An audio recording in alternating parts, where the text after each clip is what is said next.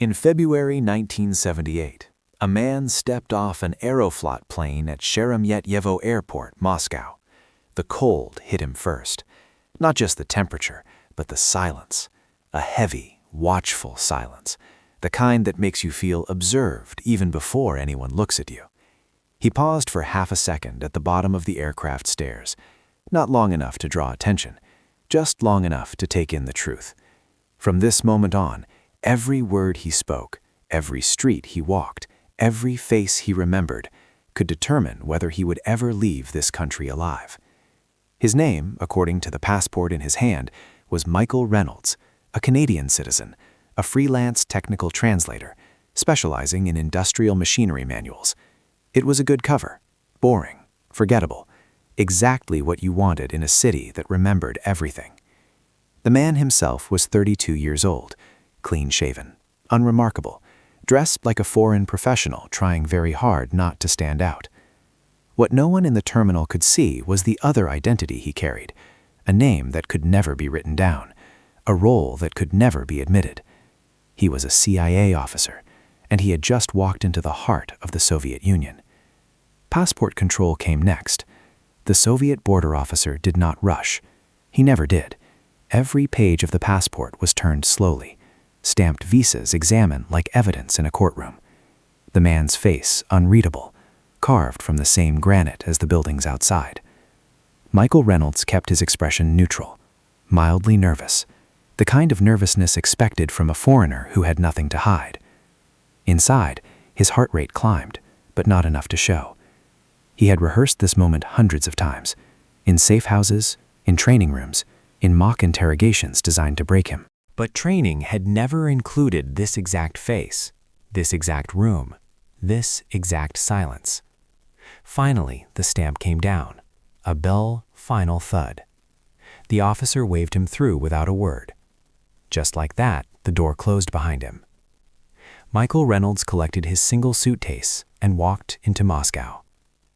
To outsiders, Moscow in the late 1970s was a city of grand illusions, wide boulevards, monuments celebrating strength, unity, permanence. A capital designed to project confidence to the world.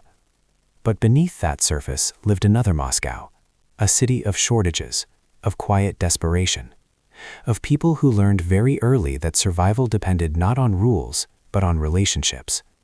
For a spy, this hidden Moscow was not a weakness, it was oxygen. Inefficiency created gaps, corruption created pathways, and every informal favor created a silent debt. Michael Reynolds would learn all of this, slowly, carefully, because speed was the one luxury he could not afford.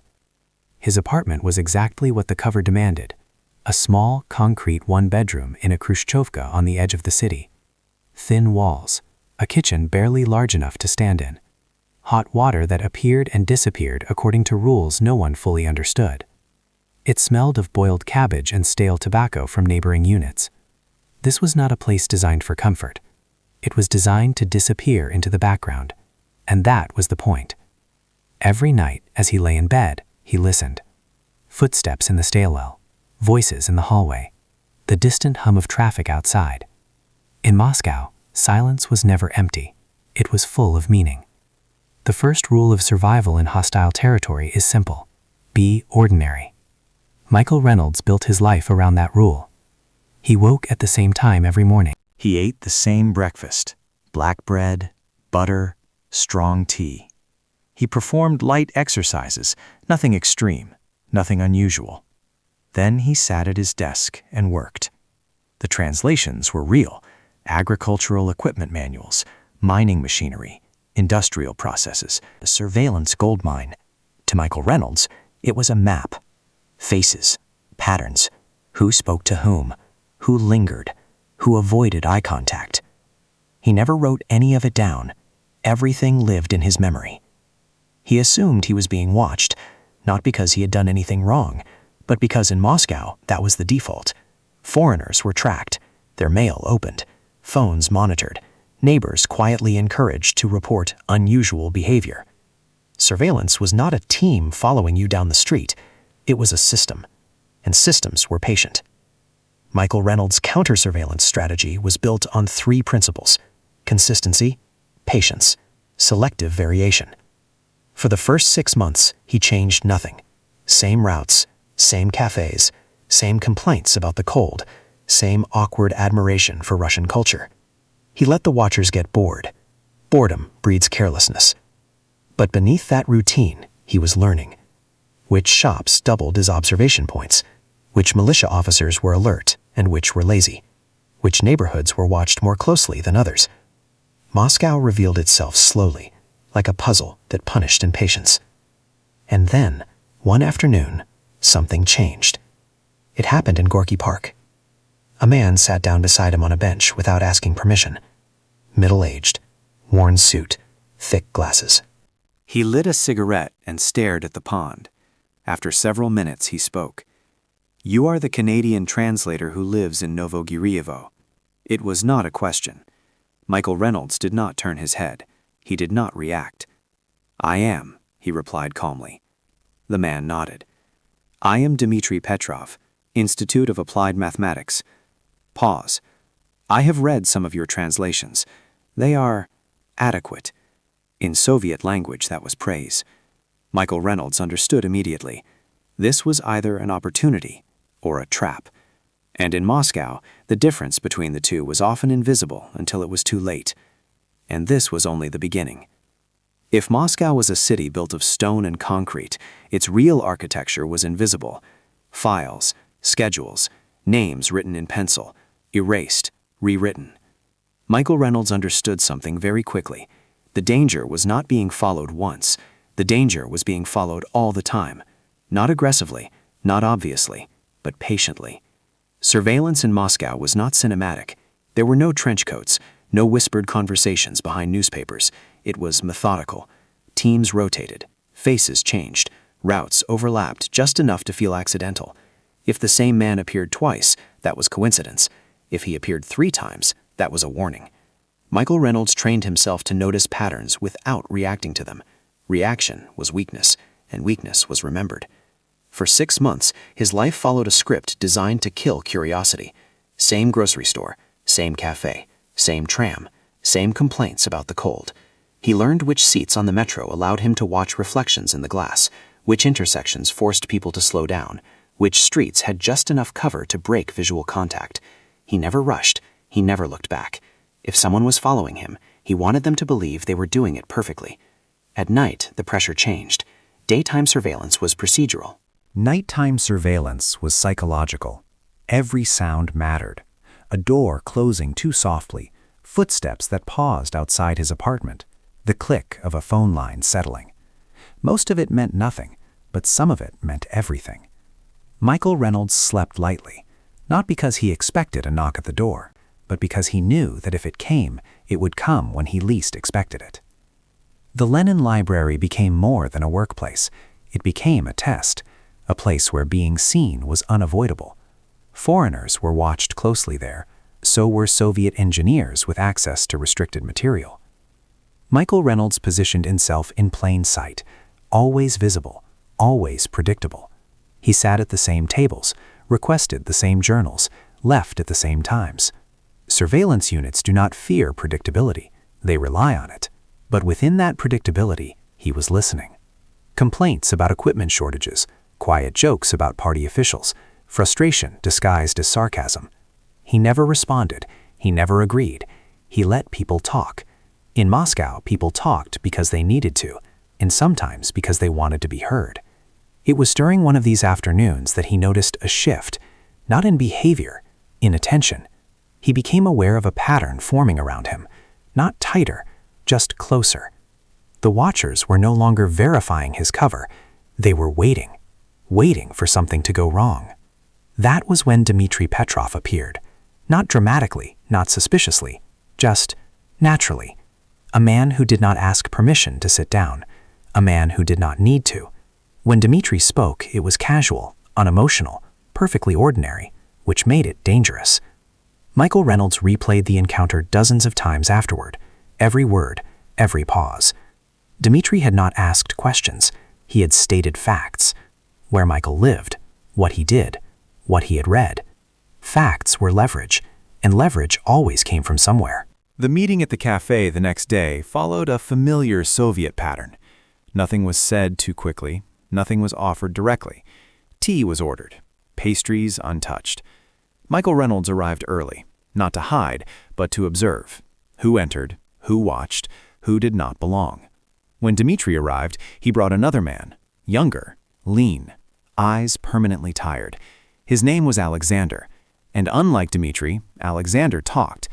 Alexander talked about computers, about Western microprocessors, about technical documents that made no sense in translation. He spoke with frustration, not rehearsed frustration, the kind that builds slowly in people who know they are capable, but trapped inside systems that reward obedience over intelligence. Michael Reynolds listened carefully. This did not feel like a provocation. Provocations were clean, efficient. This was messy, human. Still, he did not commit. He spoke in procedures, official channels, registered contracts. Alexander accepted this without resistance, which was another signal. Traps push, real problems negotiate. Over the following weeks, Michael Reynolds began visiting the Institute of Applied Mathematics. The building itself was unremarkable. Gray concrete, heavy doors, militia guards who looked bored rather than alert. Inside, it was different. People argued openly, complained freely, shared cigarettes and bitterness in equal measure. This was not a den of ideologues. It was a workplace full of exhausted professionals, and exhaustion was dangerous for the state. Michael Reynolds did not ask questions. He answered them, carefully, technically, without revealing more than necessary. He became useful. Usefulness created access. Access created familiarity, and familiarity slowly replaced suspicion. But the pressure never left. Every visit to the Institute carried risk. Every conversation could be overheard. Every relationship could be noted. Michael Reynolds lived in a constant balance between progress and exposure. Too slow, and the opportunity disappeared. Too fast, and everything collapsed. He made one decision early. He would never recruit anyone quickly. Recruitment was not persuasion, it was patience, and patience was the only advantage he truly had. What Michael Reynolds did not know yet was that someone inside the Institute was already watching him, not with suspicion, but with need, and that need would soon cross a line that could never be uncrossed. That line would change everything.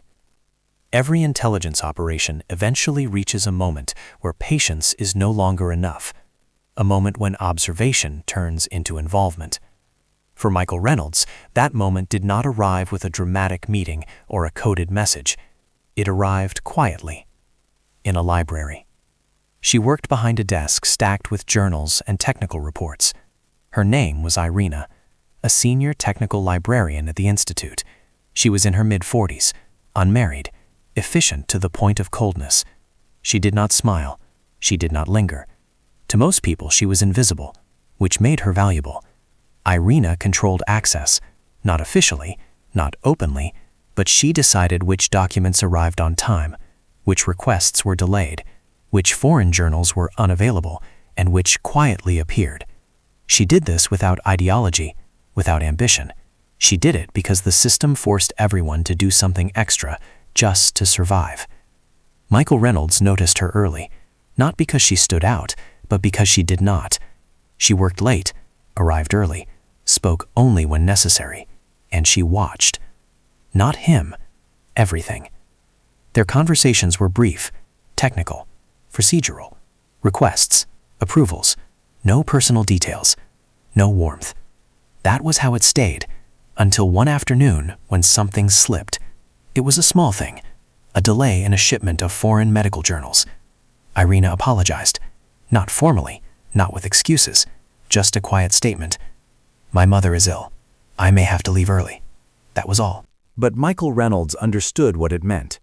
In the Soviet Union, illness was not just a health problem, it was a logistical crisis. Medication shortages, endless bureaucracy, favors that had to be called in. People did not talk about it, because talking created vulnerability. Michael Reynolds did not respond immediately, not desperately, just a question. Do foreigners have access to different medicines? Michael Reynolds answered carefully. He said that sometimes people in the foreign community could obtain things that were difficult to find locally. He said nothing more. 3 days later, a package changed hands. No money, no promises, just medication that could not be purchased in Moscow. Michael Reynolds did not deliver it himself. That would have been reckless. It arrived through channels designed precisely for moments like this. Irina did not cry. She did not thank him excessively. She simply nodded, and in that nod, a boundary was crossed. Michael Reynolds understood something then. This was no longer observation. This was participation. He had not asked for information. He had not made an offer, but a debt now existed. And in Moscow, debts were never abstract. Irina did not change overnight. She did not become a source. She became something else, reliable.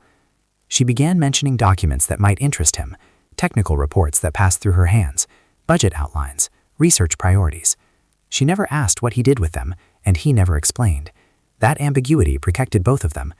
This was how real recruitment happened, not through ideology, not through money, through moments where one person helped another and could not pretend it meant nothing.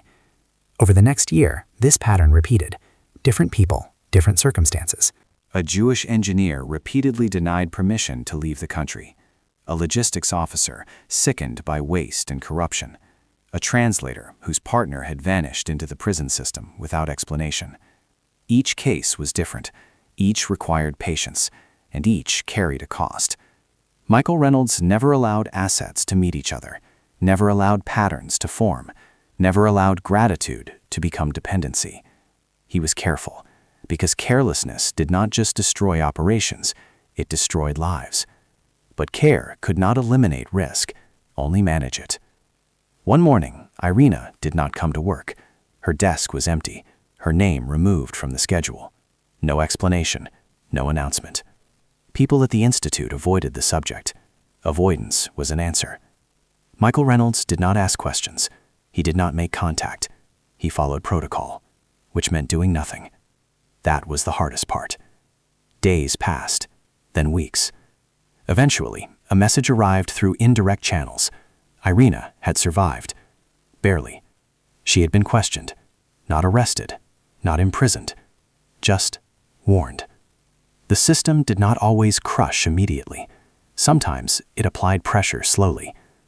Michael Reynolds adjusted. Contacts were paused. Dead drops delayed. Signals changed. He lost access. He lost momentum. But he did not lose control. And in Moscow, control was survival. By his 4th year, Michael Reynolds was running multiple assets. None of them heroes. None of them villains. Just people caught between systems that demanded loyalty and realities that punished it. The intelligence they provided was not cinematic, no secret weapons, no dramatic revelations. But when assembled, it told a story of inefficiency, of decay, of a system straining under its own weight. And then, one asset disappeared completely. No warning, no survival, no message, just absence. Michael Reynolds knew what that meant. And for the first time since arriving in Moscow, he allowed himself a dangerous thought. How long before this ends him too? The answer would come sooner than he expected. By his 5th year in Moscow, Michael Reynolds had learned one brutal truth. Experience did not make the work safer. It only made mistakes more expensive. The network he had built was small, deliberately so. Each asset operated independently, each channel isolated, each relationship compartmentalized to prevent collapse. On paper, it was secure. In reality, nothing in Moscow ever truly was. The warning signs appeared quietly. A missed signal, a delayed contact, a dead drop left untouched longer than expected. None of it proved compromise, but together they formed a pattern, and patterns were what Michael Reynolds trusted more than reassurance. The dead drop was scheduled for early morning, a decorative stone wall in a park, a location used sparingly, chosen for its visibility rather than its secrecy. Visibility was protection. He arrived on time. He did not rush. He did not hesitate. That was when he saw them. 2 militia officers standing near the wall, talking, laughing, doing nothing. Michael Reynolds did not stop. He did not slow down. He walked past them without looking at the wall, without adjusting his pace. He bought an ice cream from a nearby vendor, sat on a bench, opened a newspaper. To anyone watching, it was ordinary. To him, it was suspended animation. This was the moment where careers ended, not with arrests, with decisions made too quickly. Michael Reynolds did not do anything, and then he left. For the next 3 days, he reduced his life to the smallest possible footprint. No unnecessary movement, no deviations, no contact. He waited. Nothing happened. No knock at the door, no summons, no questions. Either it had been coincidence, or the system was waiting. He resumed operations cautiously, but something had changed. Not in procedure, in him. Michael Reynolds began to notice himself noticing. Reflections, footsteps, pauses that might have meant nothing. He double-checked routes he had trusted for years. He reviewed signals that had worked flawlessly. This was not fear, it was erosion. The strain manifested physically. Sleep became shallow, dreams fragmented, meals skipped without noticing. Hypervigilance was necessary, but too much of it became dangerous. It distorted judgment. Then came the mistake, a small one. He scheduled 2 operational actions too close together, not recklessly, just closer than doctrine recommended. Time pressure had crept in, the belief that he could manage it. Belief was the enemy. On the second operation, in a metro station restroom, he became convinced he was being followed. A man entered behind him, maintained distance, exited when he exited. Michael Reynolds aborted the drop, immediately. He spent the next 3 hours executing a counter-surveillance route through the metro, changing lines, doubling back, watching reflections. By the end, he was alone. The man had vanished, or had never been there at all. That night, Michael Reynolds sent a message to Langley. Not detailed, not emotional, just precise. Operational tempo unsustainable. Judgment at risk. The response came days later. Reduce activity. Stabilize cover. Survival first. It was not a rebuke. It was permission. Michael Reynolds stepped back. He traveled to Leningrad under his cover identity, walked along the Never River, visited museums, did nothing useful. For the first time in years, he allowed himself to exist without calculating angles. The effect was immediate and unsettling. He realized how close he had come to the edge. When he returned to Moscow, he changed his approach. No expansion, no new recruitment, only maintenance. Relationships deepened, signals simplified. The intelligence flow slowed, but its quality improved. Then history intervened. The political atmosphere began to shift.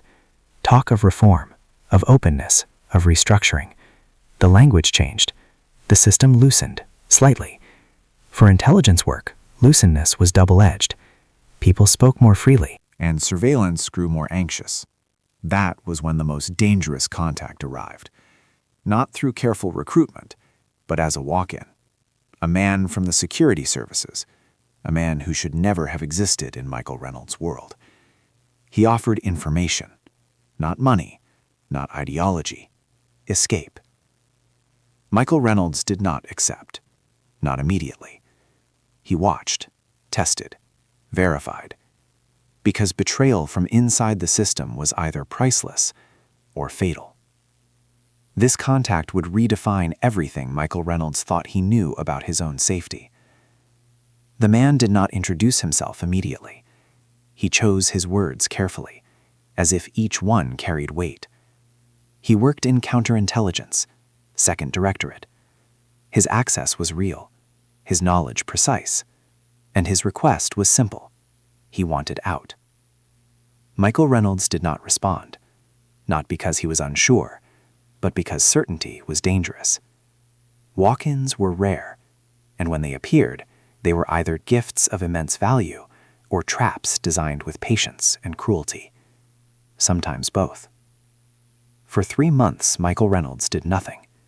No meetings, no promises, no encouragement. He observed. Information provided by the man was checked indirectly, cross-referenced, verified through channels that could not be traced back. Every detail matched. Every warning aligned with reality. The man was genuine, and that terrified him. The information confirmed something Michael Reynolds had suspected for years. He had been watched. Not continuously, not aggressively, but intermittently. Enough to notice patterns, not enough to prove anything. The margin for error had always been thinner than he believed. The walk-in provided details, surveillance techniques, safe houses, names of informants, and most importantly, confirmation. Michael Reynolds' cover had held, barely. With this knowledge, he adjusted. Signals changed, contacts rerouted, assets warned indirectly. 2 connections were severed permanently. It was not a choice. It was triage. The man from counterintelligence was eventually exfiltrated, quietly. Through layers of misdirection that took months to prepare. When it was done, the system never publicly acknowledged the loss. Silence was its preferred response to embarrassment. By the time Michael Reynolds left Moscow in 1986, he had spent 8 years inside a machine designed to break people. His departure was unremarkable. That was deliberate. Michael Reynolds received a job offer from a Canadian publishing firm. Paperwork processed. Exit visa approved. Neighbors wished him well without curiosity. Colleagues shook his hand politely.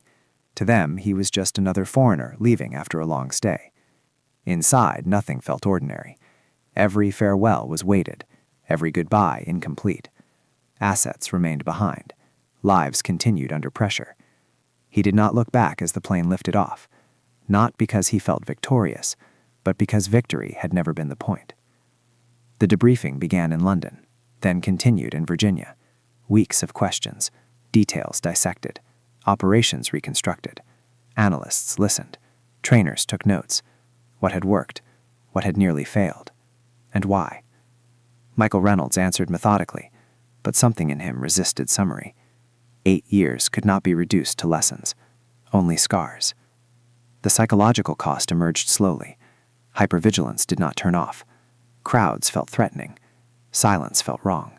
Normal life felt staged. He slept poorly, listened too closely, calculated exits where none were needed. The diagnosis came later. Post-traumatic stress, a clinical label for something far older. Michael Reynolds never returned to the field. He trained others, planned operations, but Moscow had taken something irreplaceable, a sense of safety, a sense of simplicity. Years later, after the Soviet Union collapsed, news arrived through quiet channels. Some assets survived. Some rebuilt lives elsewhere. Others disappeared into history. No records, no confirmations, just absence. Michael Reynolds often returned to one question. Had it been worth it? Not the intelligence, not the outcomes, but the cost paid by people who never chose the battlefield. He never answered that question publicly. In private, his conclusion was restrained. Individual acts mattered, even when outcomes were unclear. Every piece of intelligence reduced uncertainty. Every avoided miscalculation reduced the risk of catastrophe. And sometimes, that was enough. Michael Reynolds died quietly years later. His obituary described him as a retired government employee, which was true and incomplete. At his funeral, a small number of people stood apart from the family. They did not speak. They did not explain themselves. They simply paid respect. People who understood what it meant to live in shadows and what it cost to survive there. The Cold War ended. The world moved on. But the lessons remained.